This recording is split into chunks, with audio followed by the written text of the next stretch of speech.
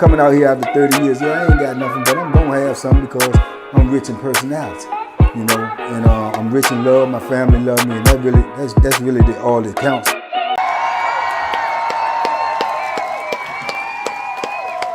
Hey man, shout out everybody out there on the team, Pound, man. I appreciate the love. Boom, boom, boom. I appreciate the support. Now, that statement I make before every video, I appreciate the love, I appreciate the support, because I truly do. You dig? Now, today's video, man, I don't know. Something in my spirit told me to make this video, and it's about the realities of doing time in prison. This is just the reality of the situation. We had a conversation the other night on the live. Got a little feisty, but it was all in love. It was all in love, you dig? Because everybody is sharing their opinion, and I shared mine. Mine ain't got to be yours, and yours ain't got to be mine, right? And that was that for me. I left it alone. But then I kept seeing stuff that was coming up about that. I don't know. You know how this freaky internet is. Think they be listening anyway. So then I seen this today. So I said, I'm going to make this video and explain. But first, I'm going to show this little clip I seen that made me decide to make this video. And shout out to this girl, CC Nicole. I don't know her, never met her, don't know anything. I just seen the post. And the post inspired me. So I want y'all to hear this first before I say what I got to say. Y'all know one thing I noticed? Why when somebody go to prison, people like forget about them. It's like the people that go to prison, they've been to risk their freedom on the streets, making sure family, friends, girlfriends, wives are taken care of. Everybody bills be paid, new cars, and everybody be taken care of. But once that person go to prison, everybody forget about them. No visits, no letters. They start answering the phone for them. It's like they act like they don't even exist, like they dead or something. And sometimes those people don't even have long in prison. Like they get out. And then once they get out, they want to act like they really, mess with the person when the person was locked up, nobody was there to be found. Not saying that the person that went to prison is right or wrong. I'm saying that if they was out taking care of you, making sure you was good, the least you could do is send some pictures, answer the phone from time to time, write a few letters, make a few visits. It's like, that's why a lot of these people that go to prison, they got to think about when they out, is this person going to look out for me if something ever go wrong? Sometimes people be out in the streets and they be dealing with people that only deal with them for money, for beneficial reasons. But I just still think it's sad that people that go to prison, they get mistreated. It's sad, but I don't know what y'all think about that. But they only, You know? Yeah. Let's talk about that. Well, let me say this. I can relate to all of that. You know what I'm saying? After doing 33 years in prison, I can relate to all of that. You know, and it's crazy because a lot of it is something that I seen, something I experienced, and something that was all around me, right? And I seen some crazy things in prison, or what I thought was crazy at the time. But almost everybody that I know that did a significant amount of time, they lost a lot of people. They lost a lot of people, either to them passing away or either to them just fading away. You did? Either to them just fading away. Because like I said, doing time is more or less like you dead, you buried alive. You know, after a certain amount of time, you're not around no more. People don't see you no more. People don't think about you as much as they used to. Some people, I believe it hurts them. It hurts them to think about you. But when you do cross their mind, they might send you a card, they might send you a letter, or whatever. The only difference between being, buried in the ground and buried alive is when you buried in the ground, then they might want to go see you, or they go visit your gravesite, or they get a little sad a little while when they think about you and they miss you or whatever. The only difference is when you're alive and you're in prison, when they feel like that, they can come see you, or they can write you a letter, or whatever the case may be, send you a card or whatnot, right? But the truth of the matter is, I think if you abandon somebody because they locked up, or you just forget about them, or you just move away, and that person, you never had an issue with that person before they got locked up, I believe there's something wrong with that. That's just my personal opinion. You know what I'm saying? Because it's like you wouldn't do that to, or you don't do that to people that you really love. I just don't see it like that. I don't see it like that. I know it's gonna be a lot of opinions. State your opinions. I ain't tripping. Those are your opinions. Those are your feelings. Those are your, genuine thoughts. I just don't see it like that, because I feel like, like most men get locked up. If they in a relationship, they with a woman, they married, whatever the case may be. From my experience, and I was told when I first came into prison, I went into prison, I was married. I was told, man, I'm telling you, the time you got, the woo, the woo, the woo, but you couldn't make me believe that versus what was being told to me by my spouse. You understand? So you don't want to believe that, and you don't believe that. But the reality is, doing time and being locked up is meant to separate you from everything you love. And it works. It's a psychological it's a psychological thing that makes people think that way. It makes people on the street think that way. Oh, they gone, well, they not important no more. They not who they was or who you knew them to be. You know what I'm saying? So it works both ways. It's a brainwashing that's been enforced and been put upon us for, before we was here. You understand? They want you to do that, because when you do that, you leave that person that's locked up to fend for themselves. You leave them helpless. You leave them hopeless, because now they just up against the system with nobody that they think got their back. Nobody. They don't feel like nobody got their back. They are alone in this world. And who wants to feel alone in the world? Nobody. You know what I'm saying? Nobody. You know. But the difference is, like I say, most dudes that go in, they got a significant other, a girlfriend, a fiance, or wife, or whatever, they eventually fade away.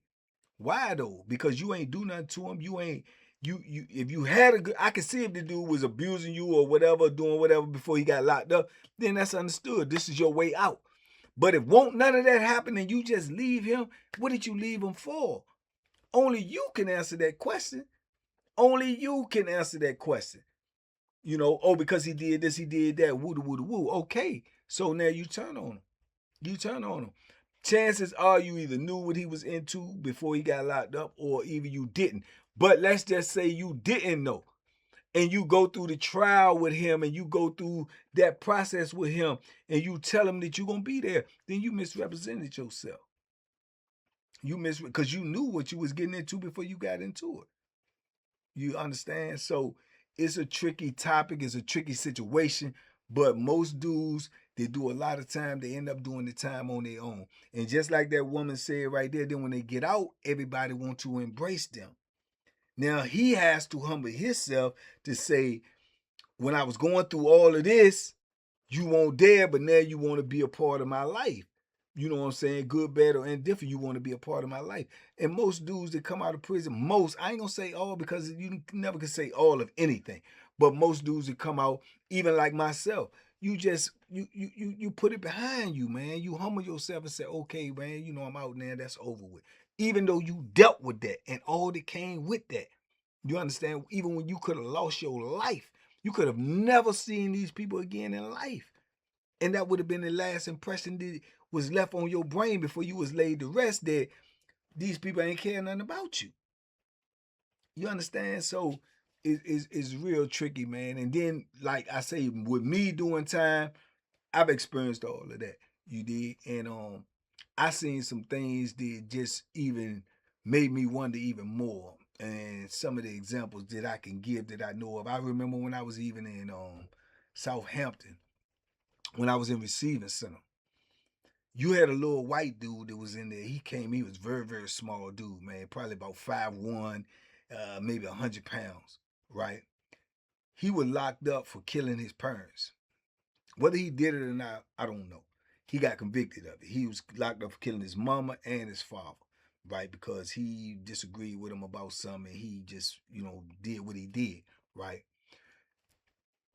Do you know that the only person that came to see him every weekend, even when he was in prison, because I ended up at one prison with him, they came to see him every weekend. They put money on his books. They made sure he was all right. They was at his trial. And do you know who that was? That was his grandparents, his grandmother and his granddaddy. So their grandson killed their child. He killed their child. But they still supported him. They still stood by him because they still loved him, regardless of what he did. And what he did directly affected them, but they still stood by him. At the time, I couldn't understand that. I'm young. I'm 20. You understand? And I'm like, that, because that was the talk of the joint. That was his grandparents, and everybody in there receiving knew what he was locked up for because it was a big case. I only knew because somebody told me, because I don't even pay attention to that type of stuff. But I was going to a visit myself, and I seen him over there all the time. And it was his grandparents that came to see him. You see what I'm saying? And I say that to say this. That's because real love is not going to fade away because of what you were accused of, or what you did, or what your circumstances, or where your location at. Real love is going to stand by you no matter what. Love don't abandon, love supports. I'm going to say that again for y'all who might miss. Love don't abandon, love supports, in my opinion. You understand? So as time went on, I understood that at the time I didn't. You know what I'm saying? That they would come see him. Another incident was that I was around a dude, and this was a dude. I don't know what he was out there for, but I know I spoke about him before in a video or two. I know, not in depth, but I spoke about a dude named Pretty Tony. Why they called him Pretty Tony, I don't know. Funny looking joker, if you ask me. But he was a cool dude. You know what I'm saying? Probably a lot of people out here that watch this video probably know him. You know what I'm saying? Dude, pretty Tony, right? Smooth dude, you know what I'm saying? Funny looking dude, but he was smooth. They called him Pretty Tony. I guess they called him Pretty Tony because he was smooth. He talked. He had to give the gab. He talked like that. Pretty Tony was locked up, had a whole lot of time. He was doing time before I got locked up. You know what I'm saying? When I met him, and I met him in the late 80s. You did? But Pretty Tony had a wife, and she came to see him every visiting day, bar none. Did whatever he needed to be done. Answered that phone, wrote letters, came to see him. You understand? And he had a rocket time. And his wife was not just anybody, because I know it's a crazy perception that people be saying, oh, them women that go visit dudes in prison, oh, they be beat up and bust up and they got low self-esteem. Now, she was a very, very, very attractive woman on any platform, in the streets and anywhere. She was nice, you did. And that was his wife. So I'm saying that with all due respect. But she was in that visit room. I never went in that visit room when I was on the compound with him, and she won't in there. You dig? Now, he still did a lot of time, but he had a lot of time to go. Now, that same woman ended up hitting the lottery. When the lottery was legal or whatever, she ended up hitting the lottery. I don't know. I heard it was for a couple of M's or whatever. The first thing she did, she went and got a lawyer. And within a year or two, Pretty Tony was on the street.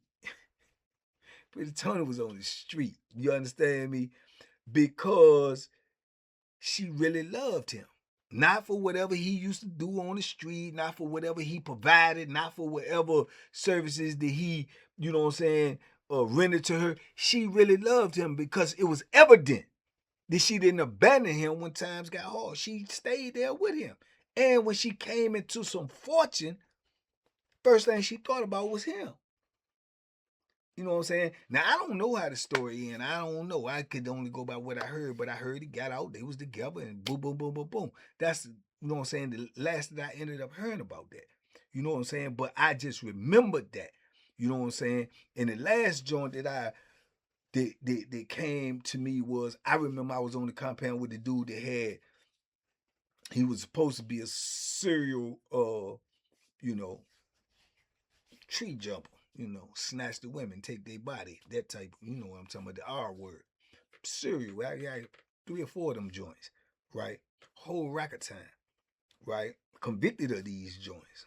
DNA, all of this stuff. So, you know what I'm saying? You would think in your mind that that's one of the worst crimes, you know what I'm saying, that you could commit, right? People even in the prison look down on you upon that. They look down on him on that in there. When the knowledge was out that that's what he did. That's one of the worst crimes you could do. But when I was on the compound with him, I never went in the visiting room. And this is during one of these spells that I was in the visiting room every week. It's been spells I ain't been in there. But it's been more than often, and I'm blessed for that I've been up in there. You know what I'm saying? Because if it ain't nobody coming to see me, my mama coming to see me. Yeah, because that's real love. But I never went in the visiting room when I was on the compound with him when his mama wasn't in there.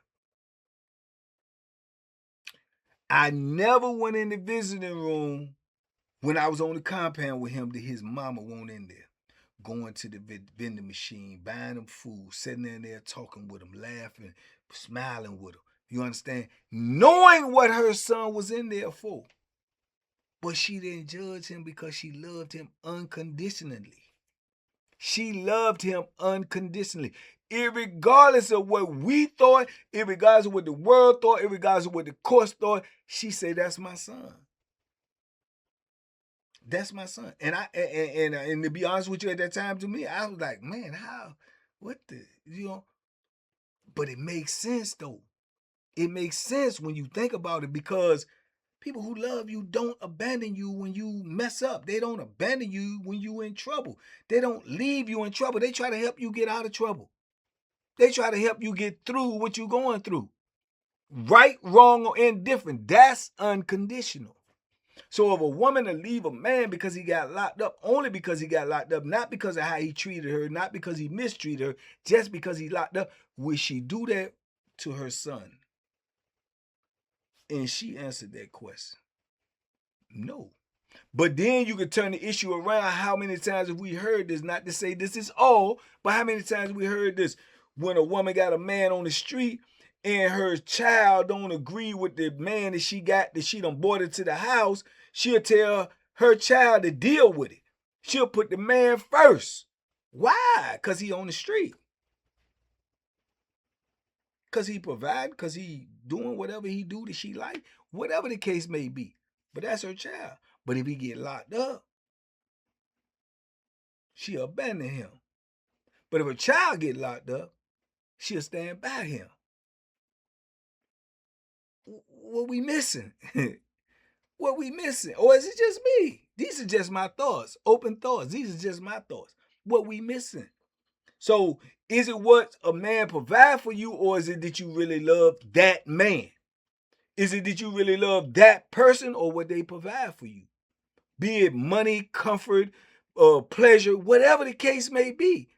But if you abandon somebody because of their situation or their location and it's nothing that they did directly to you, then I just think that's fake. That's just me. That's just me. Take it how you want to take it. I ain't tripping. I do not control your emotions or your feelings. I'm telling you how I feel. So, and I'm telling you what I lived and what I went through and what my experiences are, which draws my conclusion to make me think the way that I think. You understand? To make me think the way that I think. So the main moral of the story is, man, if you love somebody and they locked up, man, don't turn on them just because of that. Because if you do that, you're doing the same thing that the world doing. The world say he no good no more. The world say he's useless now. So you do the same thing.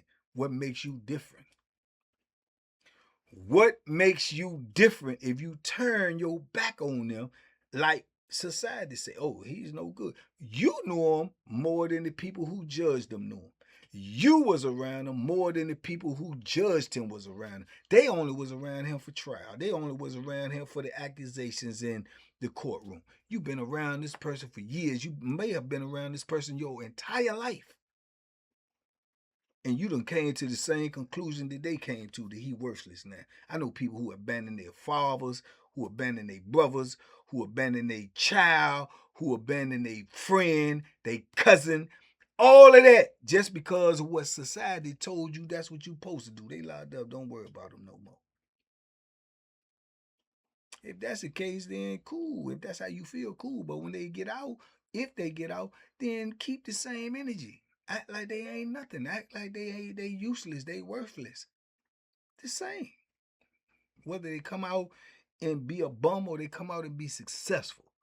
But just be real with yourself. Don't nickname it and call it something else when you know what it is. Love don't abandon, love supports. Love don't abandon, love supports. You do. And I know people in there that have literally, so I feel different about these types of. I know people in there who literally have took their own life, who have committed suicide because they ain't felt like they ain't had nothing going on. And they ain't had nobody who cared. You did? They ain't had nothing going on because you got nothing going on in prison, whoever you are. Me and everybody, we ain't got nothing going on. And then when you feel like don't nobody care, what you living for? What you here for? What you going on for?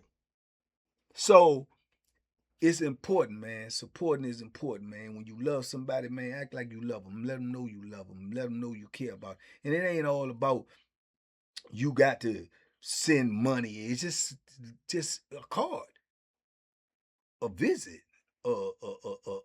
anything to let somebody know that they ain't buried alive, that they ain't forgotten about. You know, and with the woman situation, probably when I first got locked up and I was married, I probably would have felt different because I'm emotionally, super duper emotionally attached to my wife. But as time go on and you realize it's not like you telling somebody to stop their life. You telling them, don't forget about me though. You dig what I'm saying? And that's different. Even since I've been out here, I know dudes right now to this day that mess with women, have met women out here, and the woman done told them off the top, I got a husband or I got a fiance or I got a man that's locked up. I'm holding him down. When he call, I'ma answer. When he need me, I'ma be there. When on the weekends, I'm going to see him. If you can't deal with that, I can't deal with you. If you can handle that, then we can do what we do because I like you. But I ain't going to leave him. I respect that. I don't respect abandonment for no reason besides what society told you you're supposed to do. I don't respect that. I don't respect that, and I don't think that's real. So, So shout out to the lady who made that little clip that made me make this video. Now, a lot of y'all may not agree with what I say. I ain't tripping. I ain't tripping. I ain't tripping at all. But it was in my spirit to make this video. You know what I'm saying? And there's a lot of comrades in there that probably wanted me to make this video because I know a lot of them feel the same way, man. It's hard enough being locked up and separated from everything you love just only to find out that people treating you the same way the courtrooms treated you. People treating you the same way that the administration treating you. Like you don't matter no more. Like you not human no more. Like you not a real person no more. That's a hard thing to deal with in a violent environment, in a merciless environment. To know that the only people that you did know, because you're around a bunch of people that you don't even know. So only people that you did know and they treating you the same, kill your spirit, man. They kill your soul. You did. So like I say, man, if you got somebody that's locked up, you got somebody that you love, send them a card. You ain't got to send them no money. If you can't afford it, you can't afford it. Send them a card. Just tell them that you ain't forgot about them. Tell them that you're thinking about them. Tell them to keep their head up. Tell them that people be out there to support them when they get out. You know, that goes a long way, man. A long, long, long way, a long way, bro. So anyway, I just wanted to make this. If I offended anybody, I apologize for being honest. If I didn't offend nobody, I appreciate you receiving this message. You did. Free the real. Tell all of them free, man. Salute. Even no matter how long you're gone, bank ain't gonna never forget about you. You can lay flat and believe that. because I live that life and I know what it's like. Y'all be safe, be smart, make good decisions, man. Peace.